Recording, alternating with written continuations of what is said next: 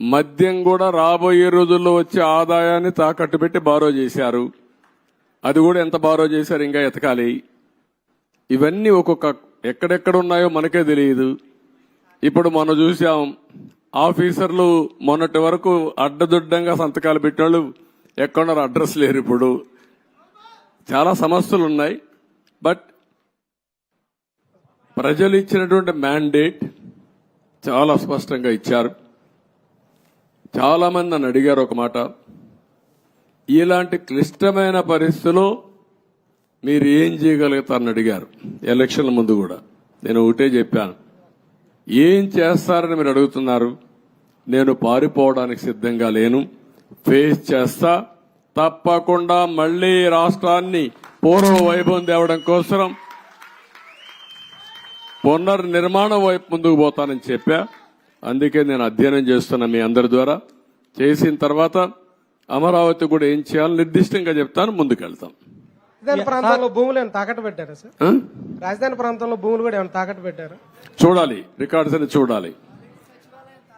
సచివాలయం అయితే సచివాలయాలు పెట్టారు, ఇక్కడ సచివాలయం కూడా పెట్టారనుకుంటాను.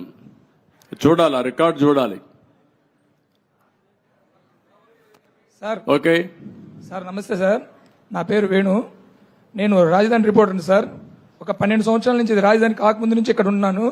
మీరు అమరావతిని చరిత్రగా నిలబెడదామని ఎలా ఉన్నారు, ఈ చరిత్రలో జరిగే కొన్ని కార్యక్రమాలను కూడా అలాగే దిష్టిబొమ్మలాగా అలా ఉంచి మంచిని చెడును చూపించే మా రాబోయే తరాలకు కూడా అలాంటి చూపించే విధంగా ఉంటే ప్రజావేదిక బాగుంటుందని నా ఉద్దేశం సార్. ప్రజావేదిక అట్నే పెట్టాలంటావు? అంతే సార్. ఓకే, నువ్వు ఒక మంచి సజెషన్ ఇచ్చావు. ఎందుకంటే ఇది జపాన్ లో కూడా ఏం చేశారంటే, ఏవేవి హీరోషిమా ఒకటి, నాగసాకి అనుకోండి, నాగసాకి 2 సెకండ్ వరల్డ్ వార్లో మొత్తం బాంబులేసి మొత్తం డివాస్టేషన్ జరిగితే కొన్ని డికేడ్స్ అక్కడ పుట్టిన వాళ్ళు కుంటిగా గుడ్డిగా పుట్టారు. పంటలు కూడా రాలేదు, భూములు కూడా ఇది అయిపోయినాయి. అవన్నీ గుర్తుగా 2 ప్రాంతాలను ఇప్పుడు కూడా అట్లనే పెట్టారు. అంటే దానికి కారణం, దాన్ని ఒక స్ఫూర్తిగా తీసుకుని మళ్లీ మనం కష్టపడాలని అనునిత్యం ప్రజలకు గుర్తు చేశారు. ఈరోజు అదే 2వ ప్రపంచ యుద్ధంలో దెబ్బతిన్న జపాన్ ప్రపంచంలోనే అగ్రదేశంగా తయారైందంటే ఇలాంటివి చూసి పట్టుదల పెంచుకోవడం. అదే మరి మిత్రుడు ఇప్పుడు చెప్పాడు, ప్రజావేదికను కూడా యాజ్ ఇట్ ఈజ్ పెడితే చాలా బాగుంటుందని. అది కూడా ఒక మంచి ఆలోచన. Let us see. ఓకే,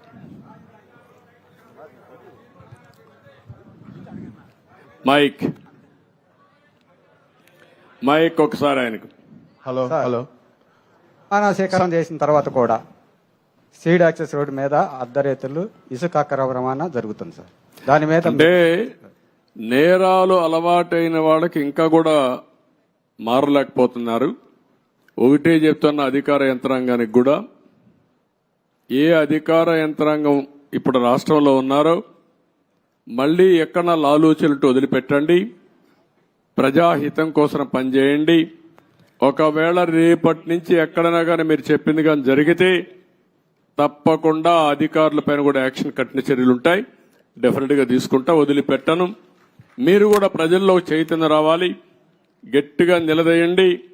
ముందు మారిగా బాధితులపైన దాడి చేస్తే ఎట్టి పరిస్థితులు నేను వదిలిపెట్టను. ప్రజాహితం కోసం ఎవరు ముందుకు వచ్చి పనిచేసినా వారికి పూర్తిగా అండగా ఉంటాం. మీరేం భయపడాల్సిన పని లేదు.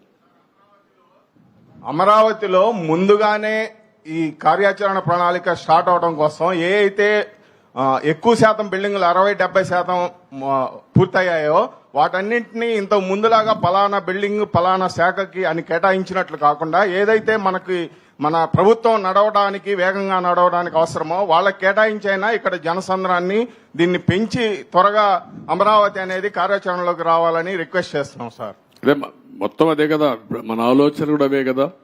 ఏవేవి తొందరగా అవుతాయి, ఏవేవి అవసరం ఉంటుంది, 2 కూడా ప్రాధాన్యత క్రమంలో పెట్టుకొని ఎంత తొందరలో పూర్తి చేయాలో పూర్తి చేస్తాం.